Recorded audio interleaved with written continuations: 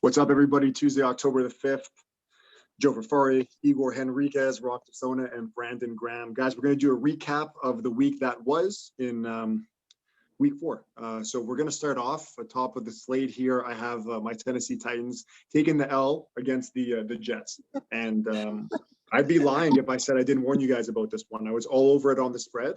I told you guys the wideouts were not going to be playing. A healthy dose of Derrick Henry, and it was not enough. We know how bad the defense is. I said Zach Wilson's going to get some time, and he had that, and he looked pretty competent the first time he actually had some time to throw some balls. So, Rob, we'll go to you first. Yeah, big win for the Jets, and good game for Zach Wilson. The Titans were in tough. You're seeing, like, when you get cluster injuries, how tough it is to overcome that. Like, it wasn't like they lost one wide receiver, they lost 2. So I had the Jets on the plus the points. I didn't know if they'd win, but they squeaked out a win. So, Igor. Yeah, I gotta say I was a little bit surprised. I knew the Tennessee secondary was troubled, but I figured that they'd go very run heavy and Derrick Henry would have a field day, but he didn't. He had a decent game, didn't have a great game. But yeah, no AJ Brown and no Julio did them in. Jets defense was pretty good. They're swarming Tannehill, a lot of sacks, so credit to them. But yeah, it's a bad loss for the Titans either way. Brandon. Yeah, it's just. I think this Zach Wilson's coming out party. He rolled up to his right, threw a laser to Corey Davis, and it kind of showing you the arm talent and how he can, the potential of what he can actually be. So he had some really good games. It's definitely his coming out party. Kind of shows that Ryan Tannehill and that offense, they need some weapons on the outside in order to win. You need AJ Brown, you need Julio Jones. That secondary is awful. I'm sorry, Joe. It's not a fan of the secondary at all. And that's I'm not going to catch me defending them. Yeah, it was just one of those games where it took 7 hours to complete, and without Mims, they still got it done. It's just there's a lot. I think it said a lot more about the Titans and a lot less again about the Jets. Yeah, and I don't really want to add too much more. Like I said, if I'm game planning against the Titans and I'm no coach, it's just we're going to stack the box against Derrick Henry and make Fitzpatrick Tannehill beat you, and that's exactly what it was. I wish we had Fitzpatrick, to be honest, because that's an upgrade in my opinion. Let's go to Kansas City and Philly. Brandon, we'll leave with you with Brandon Graham with the Philly Eagles. So KC ended up covering for the first time in a while. I know that some people thought this might be a trap game, but they escaped with the win and they covered. What did you like in that one? What I like is the fact that KC didn't punt once. Not once did they punt the ball the entire game. Just imagine chilling as the punter for the entire game, getting paid probably $1 million doing nothing. So it kind of showed you that, Patrick Mahomes, Tyreek Hill, who had 3 touchdowns, they're going to get open at some point. They're going to be the regular Chiefs very soon. And they just put it on the Eagles. They took all the frustration on them.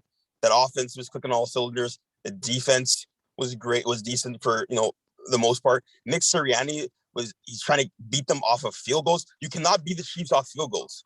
He was on fourth and 1 on the 5.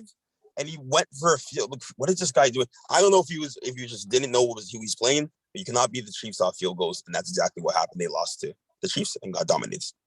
Yeah, he's giving McCarthy a run for his money in terms of decisions on the field. Rob, let's go to you. I'm still worried about KC. I just think they're super thin. Like their defense, like giving up 30 points to that offense. And that old line. I know that's it's a big win, and I agree. Hey, that's an old school Chiefs game where they don't punt, but I think they went a whole playoffs without punting. I think last year or the year before, but I'd be worried if I'm a Chiefs fan. That did nothing to change my confidence on them. Yeah, that's a game they should win anyways. Igor, go ahead. Yeah, I agree with Rob. The KC defense is definitely having its troubles, and again, against offenses that are, I would say that the Chargers have a really good offense. The Eagles probably don't have the best of weapons. And, going into the game, at Arrowhead against Buffalo, I don't know, again, we're going to get to it later, but I'd be very fearful of a Buffalo win there because I don't see that defense stopping Allen all that well. And great game from Hill, not so much from Kelsey, but that defense is a significant problem. And when they face better teams, they're going to be in a dogfight for sure. Brandon. Yeah, as I just said, I went over it again. The offense is great, but the defense does have to get better. If Sorensen's leading your defense in tackles, that's definitely a problem. I think Sorensen's a great player, but I think there's just Too many studs in that defense for that to happen. Mm. Yeah. Let's go to Rob's guys, or at least who he likes talking about a little bit. Dallas picking up another win against the Carolina team. McCaffrey was out again. Dallas with a convincing win there against a pretty good defense. Dallas's offense continues to roll. Rob, we take it away. I got Dallas as my number 9 power rank team. I put them in my top 10 finally.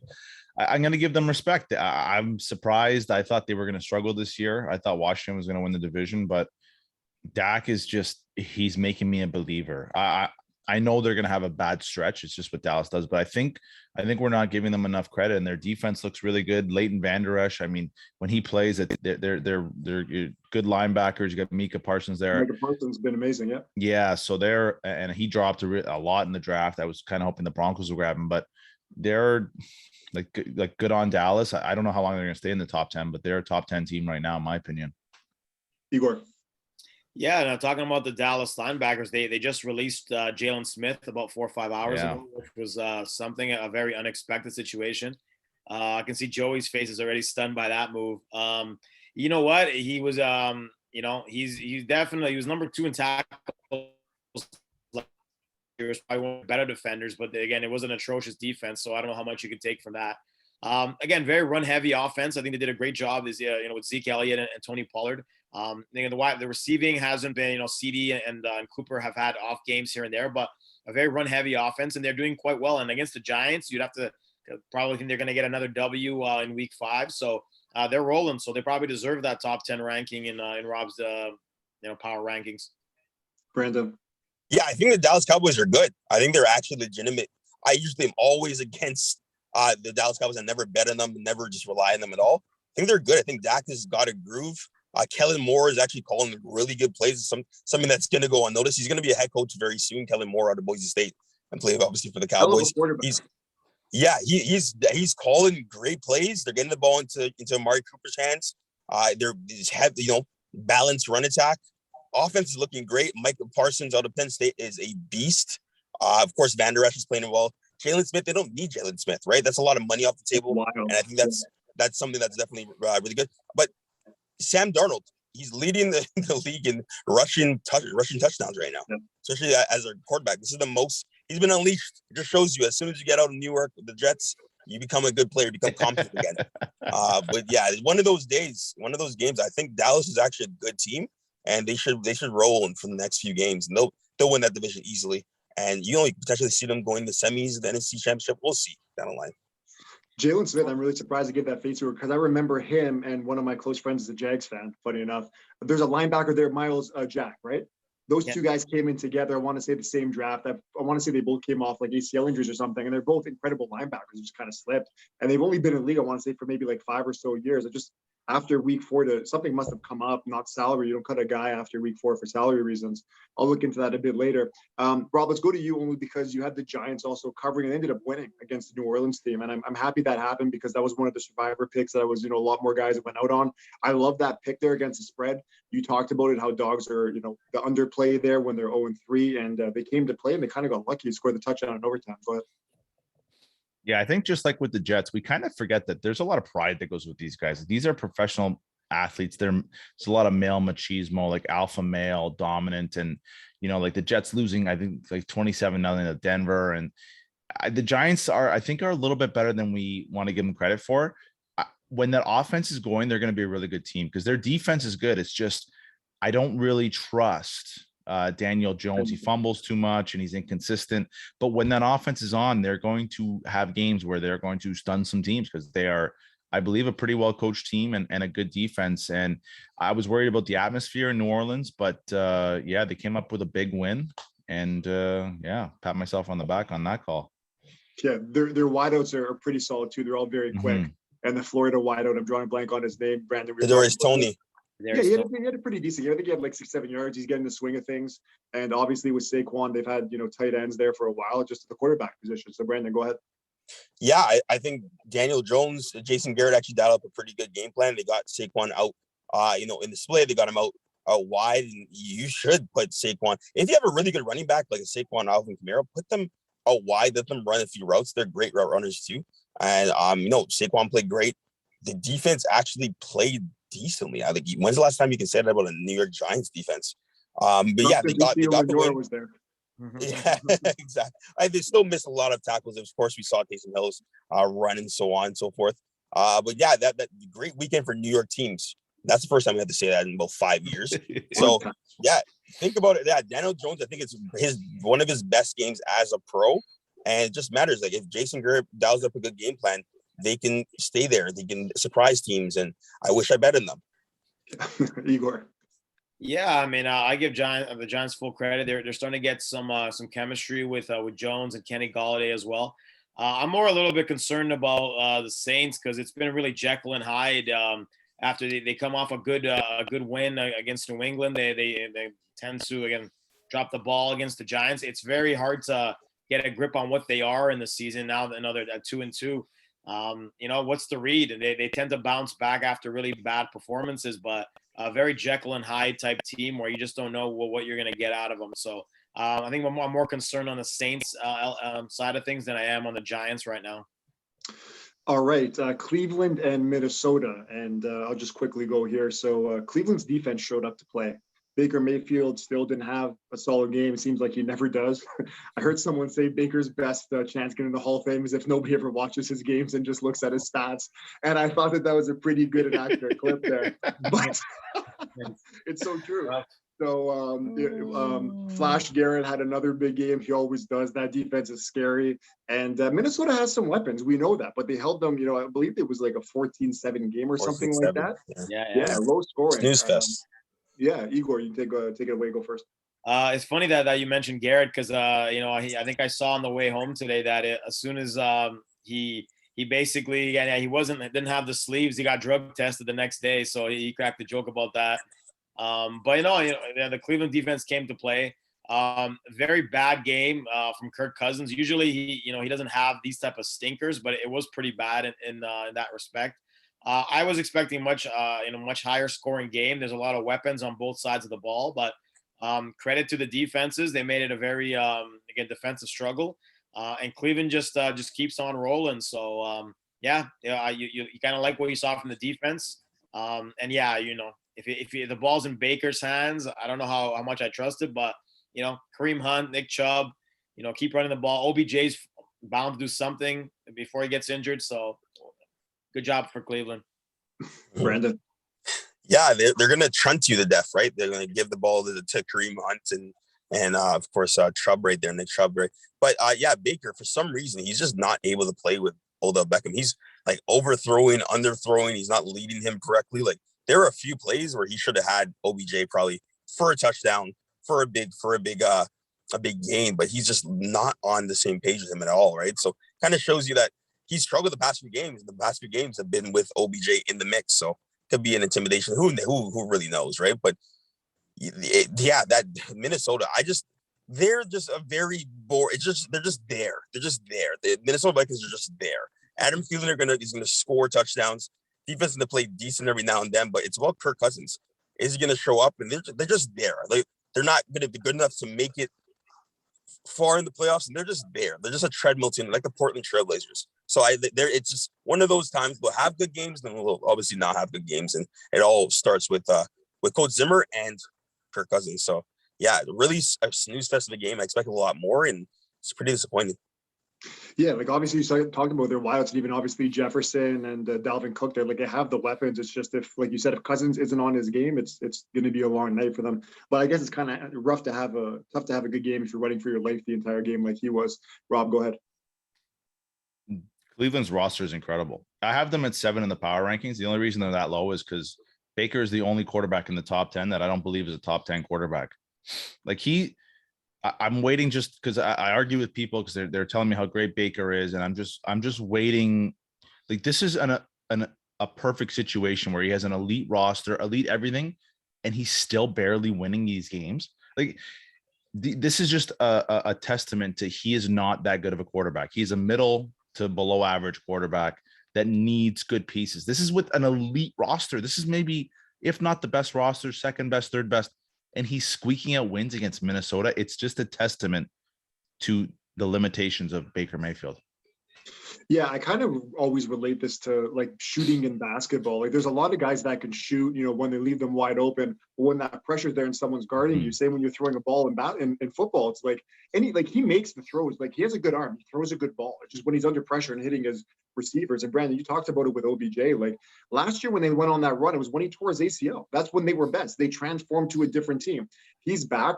Their offense is not the same. I mean, you talked about it, Chubb, Hunt, they have all the weapons that you could possibly want, and they're still really not doing much. And the fact that against Minnesota, a team with not a great defense, they're putting up numbers like that, it is scary. Talking about putting up bad numbers, Brandon Fields went for Chicago. I told Igor, I had a free bet on Bet365. I had to pick one game. I put it -3 on Chicago, and they ended up going on your guy Nagy, and then also your buddy Justin Fields. So Matthew Nagy is one of those guys going to be like, go in the press conference and will not say he's committed to saying Andy Dalton is our starter. He's number one. He even said it this week. Andy Dalton is still a starter. He's the worst. Okay, they have Coach Laser calling the plays. Coach Laser, I believe right now, him calling the plays, I believe he's around 8-2. When Matt Nagy, I saw his stat, Matt Nagy is calling plays, they're around 6-12. They actually changed. So he was asked the question. He's like, okay, did you call plays this game? He's like, yeah, no, I didn't really. It was pretty much Coach Laser. So Coach Laser called the plays. That's the reason why they're going more. That's the reason why they're throwing the ball deep to Darnell Mooney. They're actually using Darnell Mooney. Darnell Mooney and Kadarius Toney are like the same player. That's really fast, shifty guys. Get the ball in their hands. I love the fact that Justin Fields throws the ball deep. It's just like, whoa, like they actually have a competent quarterback for once. And it's all because Matt Nagy is not calling the offense. So he saved it. He saved his game, saved his entire career there. Literally, it's fine. I want Matt Nagy to have a job, but I don't.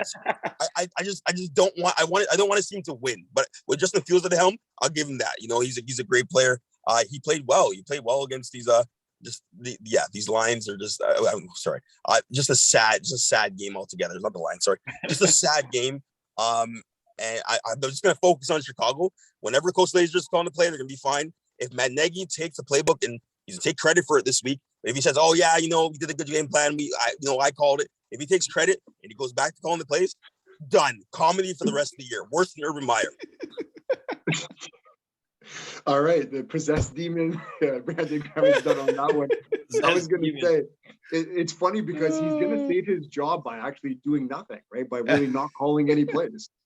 And we talked about it before. He almost has the handcuffs on his quarterback by not letting them do anything. You take the cuffs off, we can actually see what they're doing. We know Chicago doesn't have a good O-line, but against Detroit, who's never really had a great defense, they're actually doing something. So I want to see really how they bounce back next week against a better team than Detroit. Rob, go ahead. That was a lot of Chicago talk, so I'll focus on the Detroit Lions. I have a feeling this year that Detroit's going to be the team that gets up and plays really well against good teams, is kind of like a pain in their side. And then against the bad teams, they're going to struggle. It's almost like they don't have a lot of talent. So against bad teams, I don't think they're going to kind of know what to do. They're not going to be able to be front runners. They're not going to be able to play as favorites. But against good teams, they're going to get up and play hard. And I think they're going to really play to the level of their competition, because I thought that Detroit was going to be a threat here and even win this game. I think we talked Brandon out of a bet. He switched it. Yeah. That we'll put that one on us, that we kind of talked him out of it. But Detroit's just, I think I'm going to play them against good teams and fade them against bad teams. I think that's the one thing I'm going to take away from this game. Igor. Yeah, I mean, I tried to warn everybody during the betting thing. I mean, the one thing that the Bears are always a good home team, but if there's one team that's more dysfunctional than the Bears, it's definitely the Detroit Lions, and how they do things. I think to go with Rob's point, I think they're going to be a team that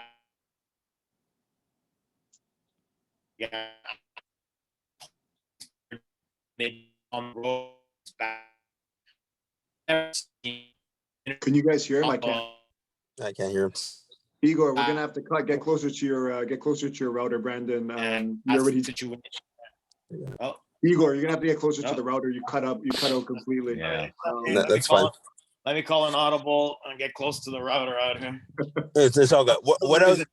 For some reason, it always happens to me when I'm somewhere not close to the router, but hopefully it works out here. Anyways, wrap up what you're gonna say. Yeah, go ahead. Freedom Mobile. Basically, And again, yeah, I got to call Rogers on this, man. So the situation I was talking about, like the Detroit dysfunction is huge. A fumble, an interception off a snap. I've never seen that in my life. It wasn't even a shotgun snap.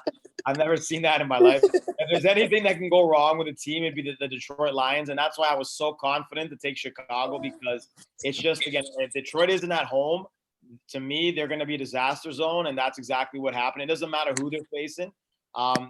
They're just a problem waiting to happen. So to me, that was easy money. I'm glad Jay got some money off of that. But to me, I thought that was going to be easy money because Detroit's just a catastrophe away from home.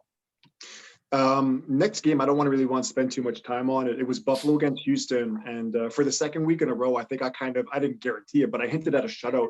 The week before was the Jets against Denver. And then this one, I said I'd be surprised if Houston scores at all. They didn't. And at the beginning, you guys saw any of the game. I saw the first maybe few minutes. They had it in the red zone. They went for on the fourth, didn't get it. I don't think they sniffed the red zone for the rest of the game. I don't really have too much to say. Houston's not the same without Tyrod Taylor. Bills look to be dominant on defense again, look like the old Bills that we've seen. Brandon, just quickly go ahead. Yeah, it was definitely a game where Josh Allen just dominated. They're just dominating teams these days. And yeah, Mills Mafia was kind of trying to get behind the Austin Mills there. Mafia. You had us convinced. And that just ruined his entire career. That I don't know what's going on. I think Cully has trouble. Just like Coach DMC. Oh my gosh, the one in Detroit doesn't go for it on 4th and 2 and in the red zone, but ends up kicking the ball. And they just make really questionable decisions, just like Sirianni. All these new coaches are just having trouble with their brains. So yeah, it's just a disaster. But Bills are for real, and it kind of ruins. When I think about the first game that they lost to the Pittsburgh Steelers, was that just an anomaly? What happened in week 1? It doesn't make any sense how that. Anyways, now we're starting to see exactly that they're for real, and I think they can definitely go deep. Yeah, like I said, I think it was last show, I was saying after week 4 or so, we kind of know what teams they are, who they are at this point. Rob, go ahead. Yeah, the only Brandon Staley out in the Chargers, the young coach, he's going for it on 4th and 8, 4th and 10. He's just. But you have a team that you can go with for. Yeah, right? That's true. Yeah, Buffalo. I don't know if this is a good thing that they're winning these big games, because you kind of tend to regress to the mean. Where you start getting to tighter games, and I believe they have KC either this week or next week. Yeah, this week. This week. So maybe overconfidence, maybe just the fact that everything's going right, that something's going to go wrong eventually. But they've blown up 3. I don't want to say bad teams. Like Houston's bad, but Miami and Washington are not necessarily great teams. Good on Buffalo. They're doing what they're supposed to do, and it's just I don't like when you have in football. You tend to, after a few good games, you're gonna have a bad game. So I think it's the game of the week. I can't wait to watch them against KC and little AFC championship game rematch. So it should be a fun one. Igor? Yeah, I mean, for the Bills, it's going to be a litmus test against KC. I think they've been playing some bad teams. This is a huge game for them. If they can manage a win here, get KC to the 3 losses, I think that pretty much finishes off any chance that they'd probably get of hosting the playoffs throughout, which is a big advantage at Arrowhead. So it's a big test for the Bills. I mean, they failed against the Steelers, but if they can manage to get this win, I think everyone will see them as a real Super Bowl contender. Indy and Miami, the Jacoby Brissett rematch there against his old team. I was on the fence on this one. I liked Miami throughout the week, and then I ended up betting Indy at the end. That game, I guess, guys, it looks like Miami is trash. Even with Brissett there, they might be worse than we expected. And then Indy looks like they might be turning it around. Wentz had a better game. Brandon? Yeah, I'm going to keep this about Brian Flores and just about young coaches or coaches in general. He might end up going back to New England. But it's weird. These coaches come in and they play, they have their team that, under their wing. The kids, the guys are really motivated. They have them for about a year or 2 playing really well. And it just gets into a lull sometimes where they just go into, just a lot of suffering and losing these games that you should win. And it's really tough for coaches to kind of stay in that middle ground altogether, right? So I feel for Brian Flores not having his quarterback there. Yeah, I just don't think the Dolphins are good. I expected them to play a lot better than they did. And I don't think Indianapolis is that great. But Jonathan Taylor, I think he's a solid back from Wisconsin to be even better going on. And that defense and these defense, Darius Leonard's going to have 15 tackles per game. So that defense can still hold their own. It's just more so can Carson Wentz actually stand up on 2 feet from 2 ankles, right? But yeah, it was a really weird game. One of those games that are kind of just in and out of. But yeah, I think I feel for Brian Flores. I feel for that entire team because they do have a lot of talent. Igor. Man, they were terrible. From start to finish, Brissett was terrible. Gaskin had 3 yards in the game. Absolutely hated him last week because he definitely cost me some fantasy matchups. But you know what? They're in real bad stead, and I guarantee you that Flores is definitely thinking, man, I wish I took Justin Herbert in that draft. And I think he's going to be thinking that for years to come because I think Herbert's going to be the better quarterback than Tua. And I think that's been proven. Oh, yeah. Absolutely. Yeah. Well, again, I'll be sarcastic, but at the end of the day, some people are still big Tua guys at the end of the day. So I think Miami's disaster. I don't think Miami's is going to sniff the playoffs, and definitely a team that I'm going to look to fade in terms of the spreads because they can't be trusted. That's probably a team we should go for on the spread because I think the lines are going to be inflated. But we'll talk about that on the gambling show. Rob, go ahead. Yeah, Miami's not going to sniff the playoffs, but Indy might, being 1-3 and still having a really good chance of winning that division. Tennessee in their division. Yeah, I mean, you have a pulse. We talked about it. You have a pulse, and you have a chance to win that division. I'm blown away because I thought Miami was a pretty good team, and I thought that they'd be better with Jacoby Brissett. I don't know what's going on with him. I don't know. You know, I like him. I liked him in Indy. I thought he had some success. He was inconsistent, but that's what, you know, below average quarterbacks are. Backups are. But like, it's like he has not gotten going at all. And I'm just lucky. I took him last week against Oakland, Miami, and they struggled to cover that game. So I took him again this week. They're kind of like my pick. I'm surprised, man. I thought they'd be better with Brissett over Tua. And I also think that Justin Herbert might be better than Tua. I'm with Igor. Cool take. Washington and Atlanta, I don't have too much to say there. I don't really want to spend too much time. If you guys don't, Washington picked up the win. I thought they were going to lose, somewhat keeping pace if they have any chance of kind of competing in that division. Any thoughts? I don't have any. I mean, Rob? Go ahead, Rob. Before you guys go, I have nothing on the game, but Cordell Patterson cost me my fantasy week. So wherever he is, I don't like you. Thank you for that. Someone started him. That's interesting. Same. Someone 34 points he put up. Yeah. I would just say I think Taylor Heineke is pretty much Ryan Fitzpatrick Jr. He just rolls around. Like, I don't know how you can literally find the same quarterback and rolling around, just throwing across his body, he's getting hit and throwing the ball up, and just magic for some reason. Taylor McLaurin, great game. It's just definitely a game that could have went both ways, but yeah, one of those games is just like, hey, anyone that has the ball at the end will win. He had me as a fan. I was just going to say quickly, Igor, he had me as a fan in that Bucks game in the playoffs. I had them against the spread. To be honest, that was the Bucks' toughest game all playoffs last year. Go ahead. Yeah, I just want to applaud the NFL by promoting yet another amazing game coming up in London. Yeah. I'm sure everyone's going to enjoy that Jets-Falcons game at 9:30 in the morning. I mean, the NFL is really doing their best to promote the game out there. Bravo. Like that. That's a team that have no shot of making the playoffs. You get one game out there and you throw like. Usually it's Jacksonville there all the time. I feel like. Yeah. I feel like it's just a throwaway game because they know they just have to do it and they just throw the worst teams out there. And to me, I don't know what the heck the point of it is, but bravo. That's all I think about that. Zach Wilson is gonna go off. I think in London, so? He's gonna ride the high of the last game. I think Matt Ryan will play well, but I think this is going to be Zach Wilson's real coming out party in London town. Brandon, I might have to take him my Survivor then after you convince me with that pick. I wouldn't do that. The Jets on the Take Survivor. The Jets. I would never take the Jets ever at Survivor, but yes. I'll never do that in my life. This is the time. Okay, so let's move on to the games in the NFC West there. So Seattle went to San Fran. San Fran went up 7-0 early. I had Seattle there on the spread. They ended up winning the game. Russell Wilson picked up a tough road win. Rob, we'll throw it to you first. Let me know. I took San Fran out of my top 10. I don't trust Jimmy G anymore. I used to have a little bit of faith. I knew he was injury prone, and I was like, okay, I can take that because he's been effective in San Fran. But that's a pretty good roster, and now I don't trust him on the field, and I don't trust him to stay on the field. So, yeah, I don't know what to make of them. I'm speechless. It's true, and it's like, do you start Trey Lance? Trey Lance had it looked like a good game. I didn't watch the game, but he had some good stats. But I think San Fran's in a little bit of a pickle because they're a really good roster, but I don't. Jimmy G's Rob, out are for they me. not the Cleveland Browns of the NFC? I think I can't believe I'm saying this. I think I'd take Baker Mayfield over. I'd have at least I know Baker's gonna play. Like Jimmy G has he had a good year.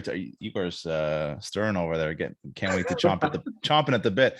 He had a good couple years. Like the year they went to the Super Bowl, he was very effective. It's just he's just been just not good enough. Igor, get in your thoughts. Well, I'm not going to use the nickname because I always get giggles with the nickname, so I'm not going to use the nickname. So, you know what? Like, I was again, I did watch some good portions of the game. So, in terms of Trey Lance, the stats are a little bit inflated because he did get Debo on a nice long pass, but it was like Debo was it was a blown coverage. There was nobody on him. I mean, I could have thrown that one and got it to the house. Yeah, it was that bad. There was literally no one near him for like 15 yards. It was easy. He had a lot of obviously, not knowing that he was going to play in the game and throwing. He had a lot of trouble hitting the routes. So there's definitely some areas, obviously, in terms of passing, he needs a lot of improvements.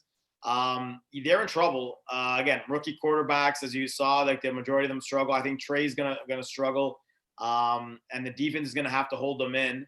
But overall, I think the story was really that Russell Wilson had a bit of a I want to say a rejuvenation because he hasn't been that bad, but they definitely started clicking a little bit more offensively. So I give Seattle credit there. But yeah, once Jimmy went out of the game, you kind of knew that it was going to be a win for the Seahawks because Trey just didn't really have it all that much.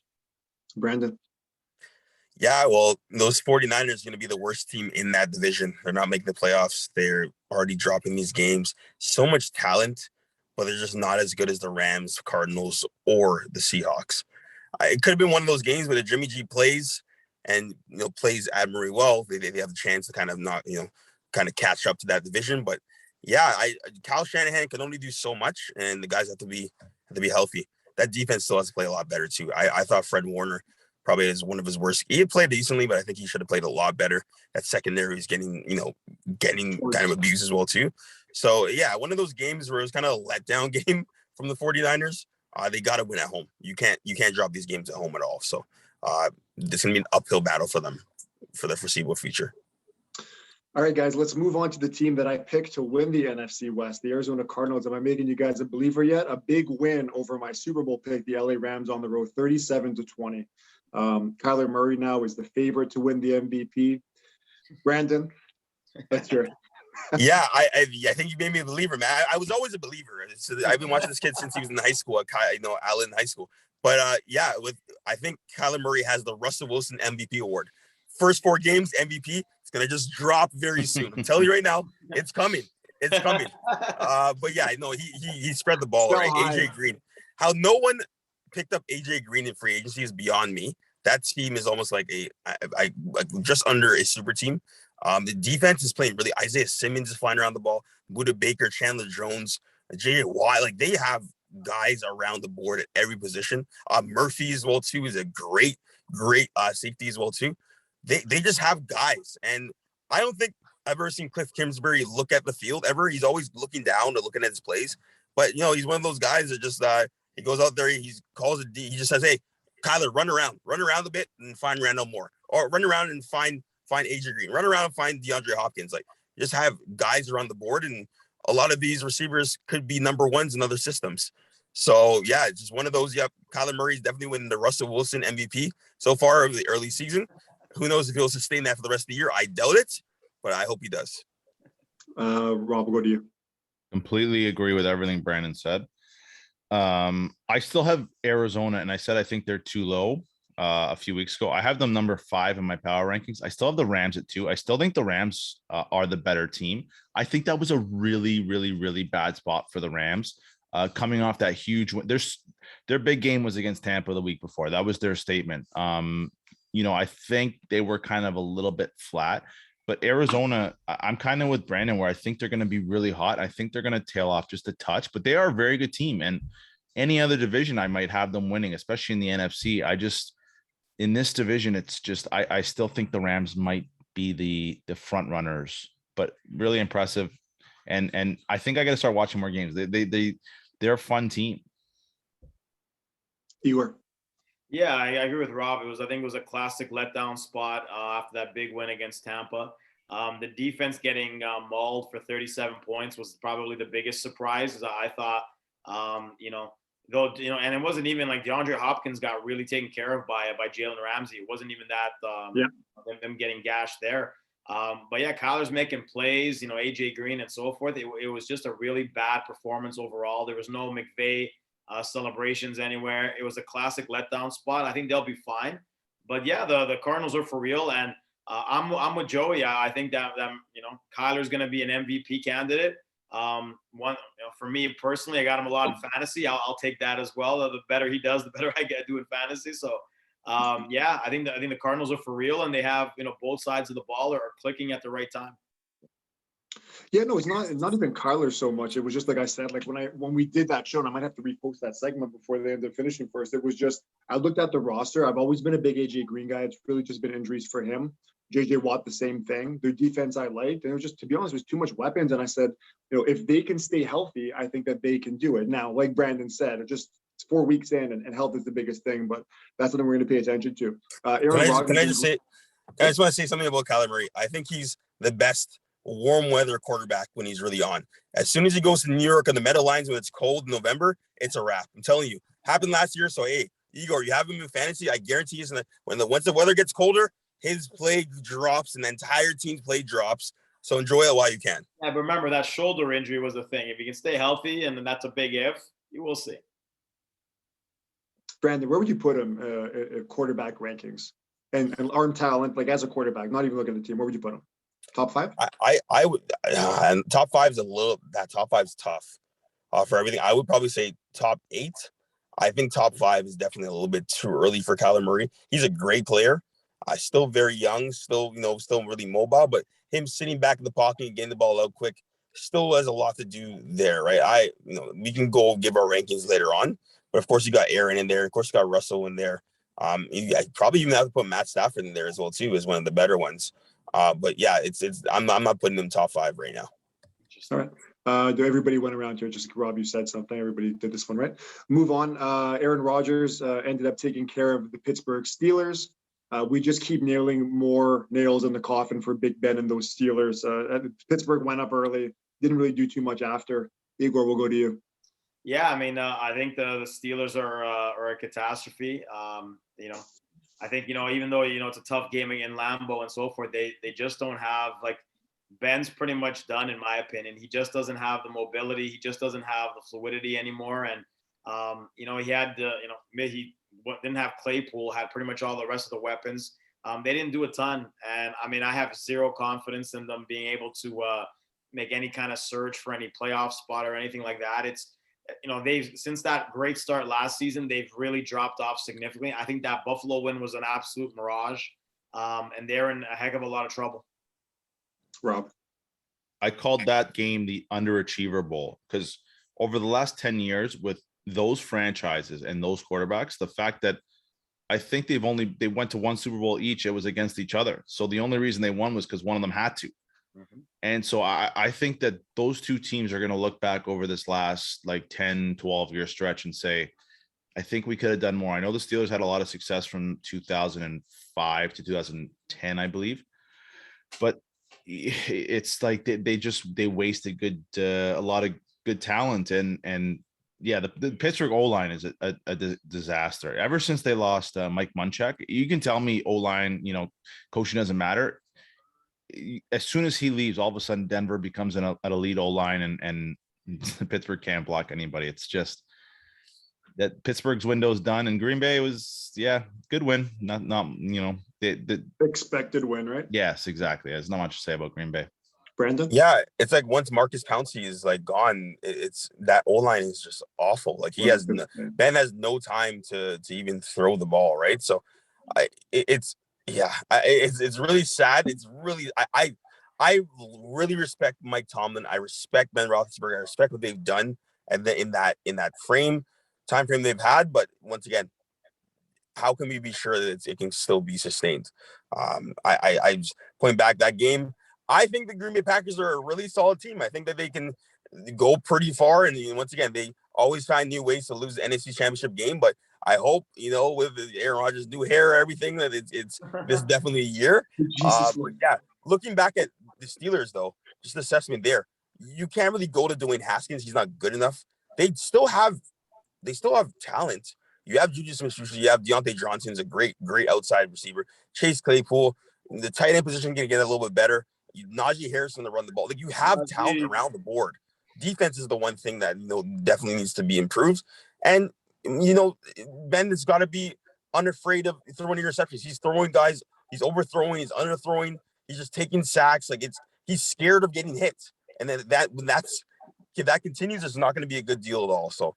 Yeah, that's what I'll say there. Yeah, they got the Broncos this week. That's not going to help them. I'll tell you that much. Yeah, I think you see, like, once you lose that O-line, it doesn't matter what you have if you don't have time, and especially an immobile quarterback. I think if Lamar Jackson had that O-line, it would be fine. He'd be able to scramble. If mobile quarterbacks have a bad line, you can kind of make up for it. But when statues have those kind of lines, it's the most important position. It starts your run game. It helps your pass game. And it just does not get discussed enough. And their O-line is I might say, like, worse in the league. Yeah, I was going to say you raised a good point there, because when I think of Tom Brady, and I give him his flowers all the time, one thing that Belichick always made sure they had was an incredible O-line. Man, like, they've always been in great pass block. Even if they didn't have a run game, they protected him. And Tom's a whiner. And I guess who would want to get hit? But every time I see that guy go to the floor in New England, I just remember him, like, yelling, cursing out people. But he was always protected. He had time, didn't have the best receivers, and he made the throws. Guys, I'm going to go to a game that between us, it was a very small bet. This game cost me $1,500 that I could have won. And Rob, I'm blaming you because I took your team, the Denver Broncos, and they laid an absolute egg. And I love Baltimore going into it. And then for some reason, I went to go do the ticket, and I'm like, yeah, let me take Denver. They haven't beat anybody this year, but let me take Denver. Go ahead. Tell me what went wrong. I mean, I think they had a pretty good game plan. It looked like they were kind of they were trying to keep Lamar in the pocket and making him a quarterback, and he beat them. Like, he, get on Lamar. They held the rushing game down. I think they you guys saw what happened at the end of the game where they went for those three extra yard, yeah. Which, I mean, if you're Vic Fangio and he's having a shit fit, like, stop him. Like, yeah. And then what you do? You shake his hand, and if you play them in the playoffs, you say, just don't forget that. And there's a lot of extra motivation. But I liked Baltimore in this spot. I think we said in the pod, it was the sharp play to take Denver, which was surprising because I thought Baltimore was the play here. I just thought it was a spot for them to win. Denver letdown spot. And no Teddy Bridge. The offense is not explosive. With Drew Lock, Teddy Bridgewater fit this team really well. It was just, don't turn the ball over and let the defense do their work. So I think if he's out for an extended period, the Broncos could be a little bit of trouble. Brandon. Yeah, they just flat out got beat. And Vic Fangio saying, yeah, I didn't like them running the last play for 3 yards. Like, suck it up. Okay, you're gonna go to playoffs. You hopefully go to playoffs, and you could actually meet them there, and they'll obviously be better. But yeah, I still respect the defense thing. Their Broncos defense is solid. Just Drew Lock's not good, and just it's just one of those games where they just got dominated from start to finish. So I was really surprised. They got dominated. I threw Igor in a second. It was just, I was looking at their schedule, and my whole reasoning going into that game was they came off 2 games where they eked out wins. Now, against Raiders in week 1, that Monday nighter, they lost by 6. The Chiefs game, we all remember that the primetime game again, they won by 1. And then Detroit, they leg out that Tucker field goal at the end. And I'm like, how long can these guys pull a horseshoe out of their ass? They're finally playing a good defense. And Denver, we know, like I said, their offense sucks, but like 7 points against that Baltimore defense that we've talked about every injury they've had. Surprising. Not my first bad beat. Went 6 for 7 on that ticket, but life goes on. Igor, take it away. Yeah, I mean, I think a lot went right for Baltimore. I think, Hollywood Brown dropped like 3 touchdowns in that Detroit game. He made a miraculous catch that I thought was much harder than any of the ones he dropped the week before. I think that was a huge momentum shift. But personally, watching the game, I thought, once Teddy Bridgewater got hurt with that concussion, and they had to bring in Drew Lock, who didn't, again, the Baltimore defense, as much as they're injured, they do bring different looks, and you can't be a backup getting thrown against a Baltimore defense like that, because they will eat you up, and that's kind of exactly what happened there. So, like I said, I went in on the Ravens early when I was getting them at plus points, and I thought that was a really good play, and it ended up being a good play. But yeah, for Denver, it was just one of those games where, again, everything went right for Baltimore and a lot went wrong for Denver, and that's how things panned out. And you move on. You got Big Ben. You have an opportunity to win that game. I'm saying that they're the favorites there for sure. I bet you Pittsburgh wins that game because the stupidest thing happened in these kind of spots. But yeah, everybody would take Denver. I'm just looking at my pick and I'm cringing here because I'm looking at everybody's picks. I took Denver across and I wrote Baltimore after kicking myself. Anyways, guys, go to the Sunday nighter. We were talking live during this game. Tampa Bay, I sent the stat, guys. I think it was around 90% of the bets, at least the spreads were 80 to 90% was on the Pats, or the Bucks, and that's what scared me. Like I said, we talked about this game a lot in the betting show, and there was no logic in this for me. It was just pretty much this was the Pats Super Bowl for the season. They're not going to go far in the playoffs. I thought that Belichick was going to have these guys ready to go. His son had these guys ready to go. And, they almost ended up winning it. Nick Folk, out of all people, ends up kicking a tough field goal at a tough place to kick field goals. Brandon, we'll go to you first. Mac Jones. Yeah, Mac Jones was actually dealing. I was really surprised. He actually stepped up to the plate and, was composed and poised and actually got the ball out there quick. I do blame Josh McDaniels for not throwing the ball. In the last 4 minutes or so, he ran the ball probably once, and it cost me my fantasy matchup with Devin Harris against Leonard Fournette. So, screw you, Josh McDaniels. But it doesn't matter. Other than that, I think Tom Brady, the weather, inclement weather, Antonio Brown dropped around 3 touchdowns. They probably should have 2 or 3 touchdowns as well. That defense they just had a great game plan against that defense and almost executed, almost came out with the win. I was really impressed with the line of New England and Mac Jones's poise, to kind of come in there in that everyone's, looking at you as the next Tom Brady, the next guy to kind of lead the charge. And he actually stepped up and played, as good as a rookie quarterback can play in that spot. That defense of the New England Patriots, they got to get timely stops. And that's kind of what ended the game there. Igor, as I throw it to you, I'll ask you a question. You can give your thoughts too. Is this worrisome? The fact that they're bringing in Sherman and just their secondary just absolutely battered. Go ahead, the Bucks. Yeah, that's the point I was gonna make. I think Mac did have a good game, but again, they have Miami this week, so I don't know how much it'll be an issue in terms of winning the game. The spread, we'll see, but that secondary is absolutely decimated everywhere. They pretty much lost. They lost Winfield during the game. They're already dealing with Murphy Bunting being out. That was really the usual game plan for New England is to run the ball quite a bit with a bunch of different runners. They knew they couldn't do that with the front seven. So they just spaced it out. And yeah, they went after Richard Sherman, who had been there for 3 or 4 days. Richard Sherman isn't what he was a few years ago. I think everyone pretty much knows that.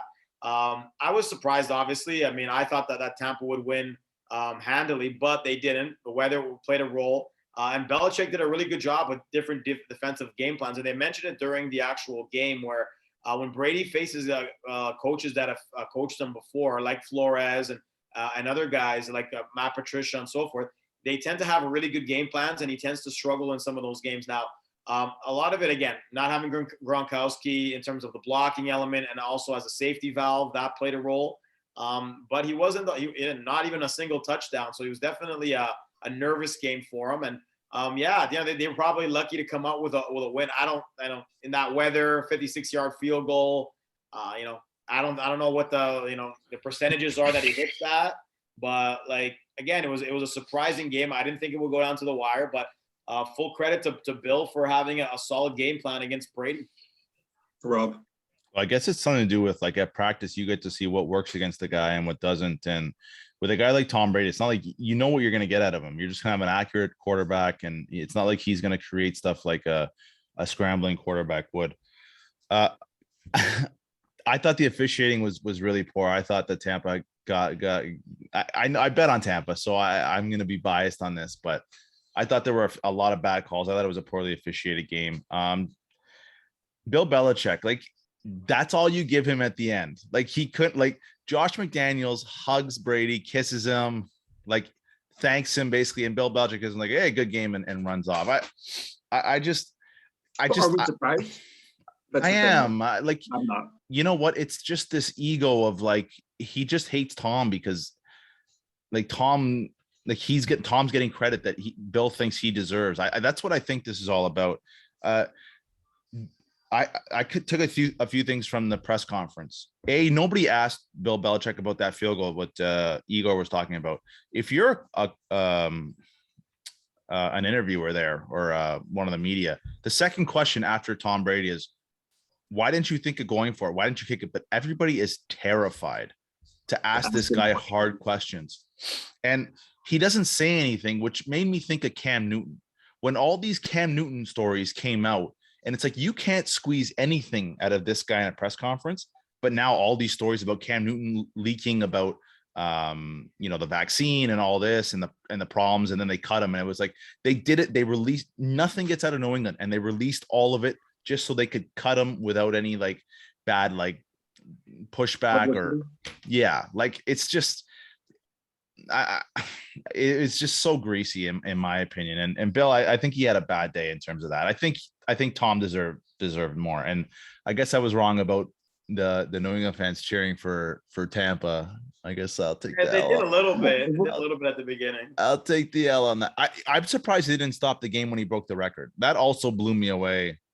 But I bet you Bill probably said something or. Well, I mean, I think the situation there was that like they didn't know that he actually broke the record because they actually gave him an extra yard, and it was like confusion all over the place.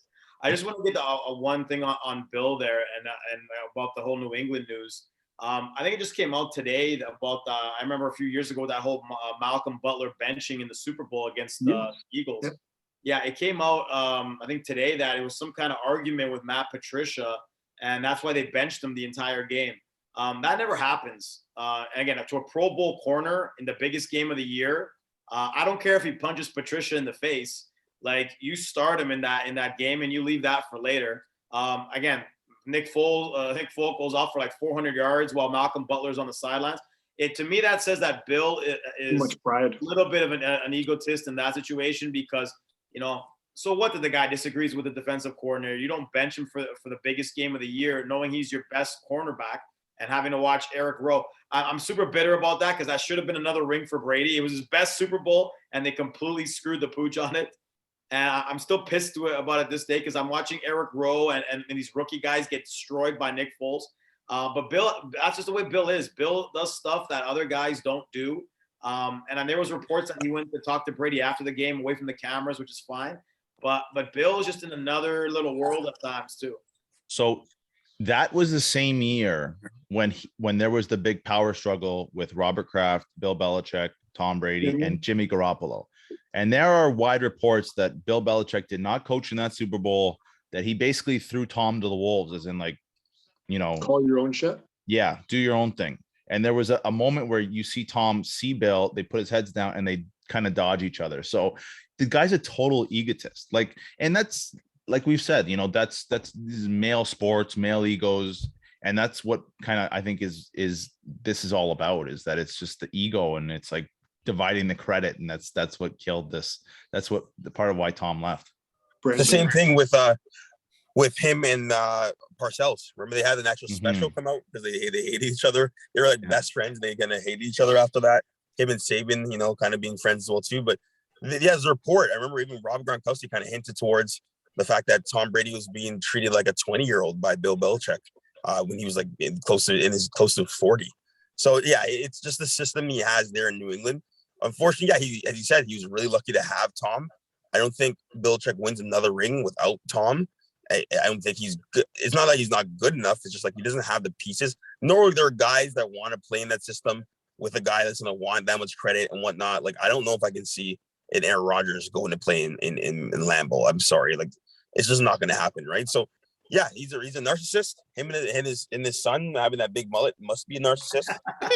So yeah, that entire family is something. And once again, he's been doing this forever. He's a great defensive mind.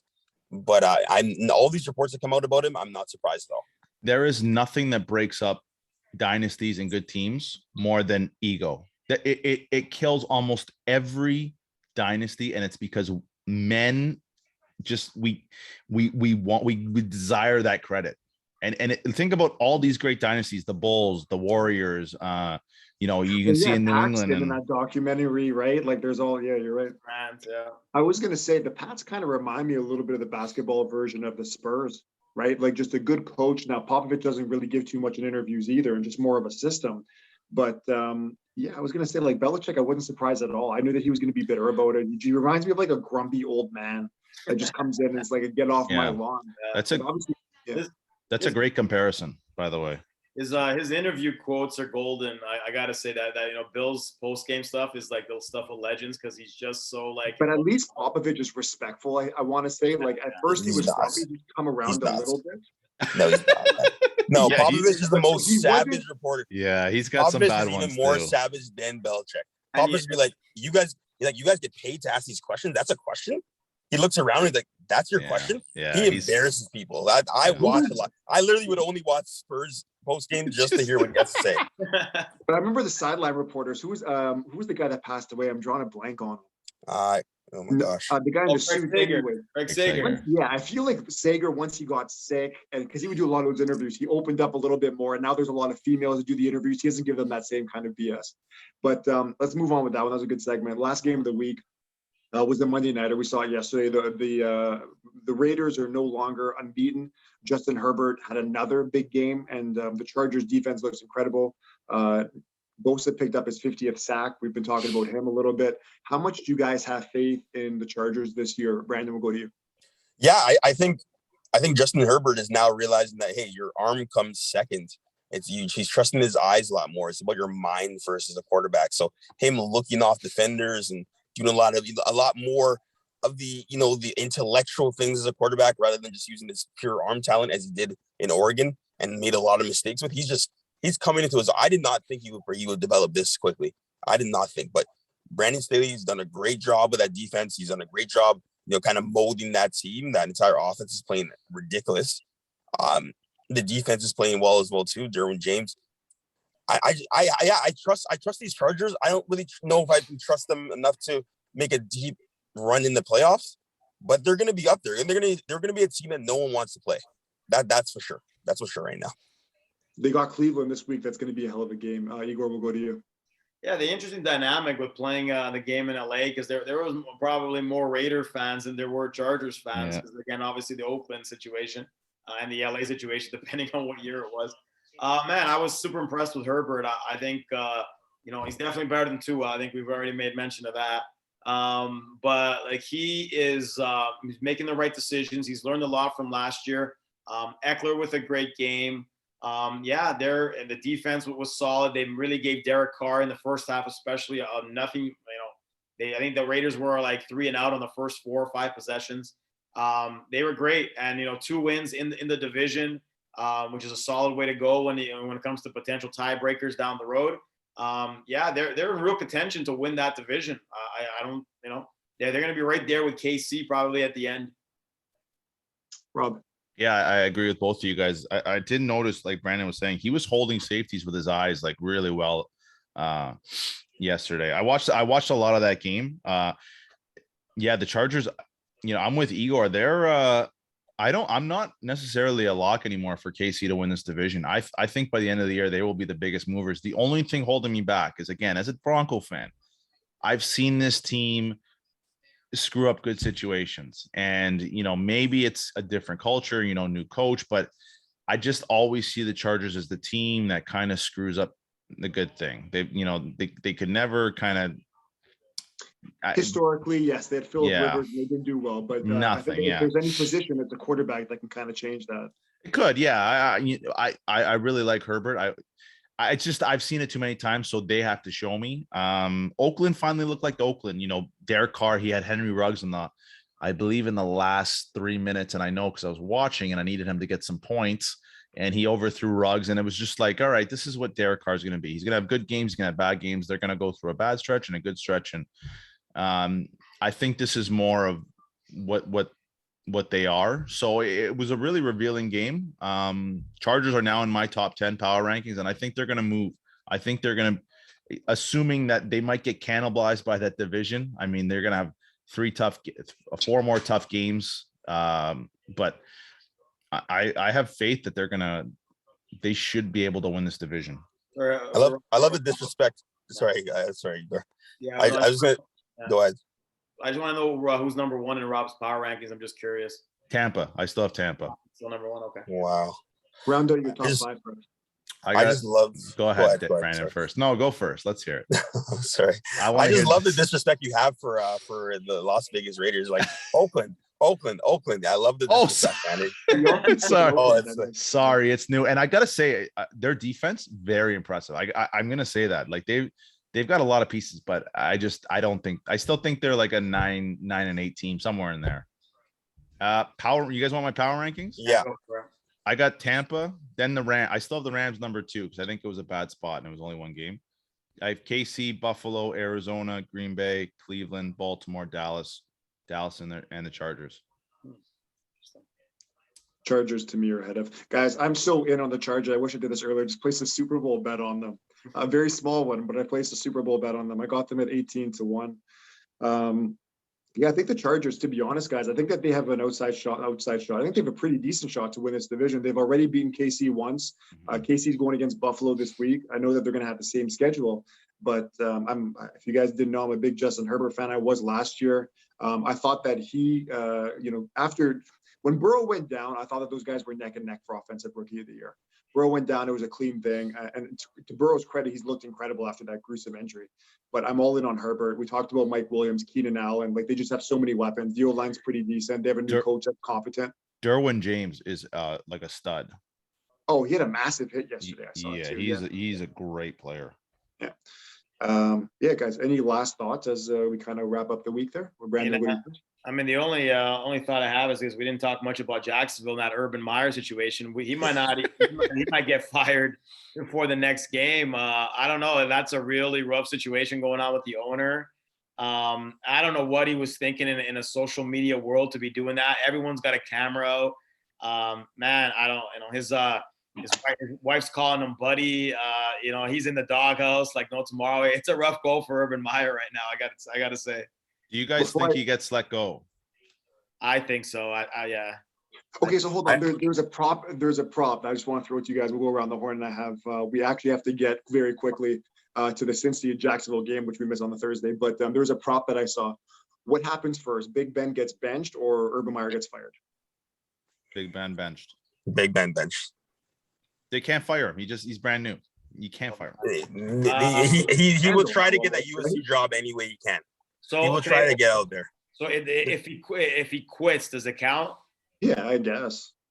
Yeah, like they were having some. I'm gonna say that Meyer ends up getting fired because I just don't see that the Steelers benching Big Ben for Haskins or Mason Rudolph unless he gets injured, which happens all the time. But I would say that Meyer gets fired. I don't know. Something else might come out, or there's reports the players are laughing at him in the locker room. It's really, really bad. So. I don't know if he's able to survive it. I really don't. Yeah, like that report was hilarious. Like apparently he was too scared to go and talk to the entire team. And it's a big thing. If this happens, you got to stand in front of the team. They respect you more if you do that. You cannot BS a football room, a player at all.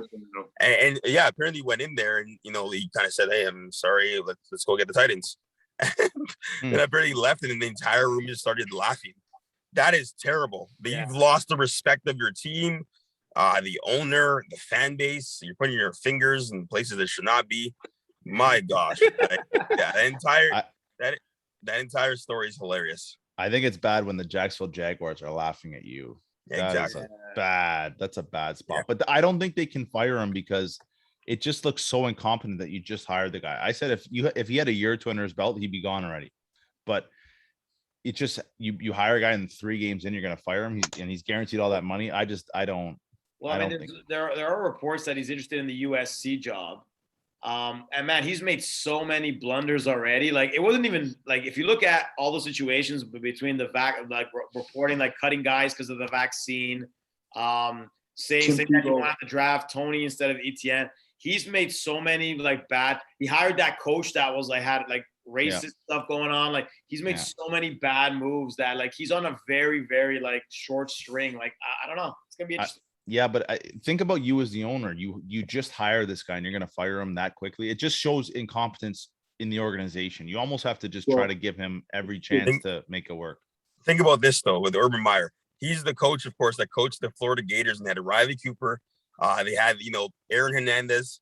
You've seen it, Tim Tebow, Percy Harvin, all these guys that were doing a lot of stuff back in the day, and there was pretty bad stuff there. He leaves there, goes to, Ohio State. Ohio State had more blunders there. He's a mastermind.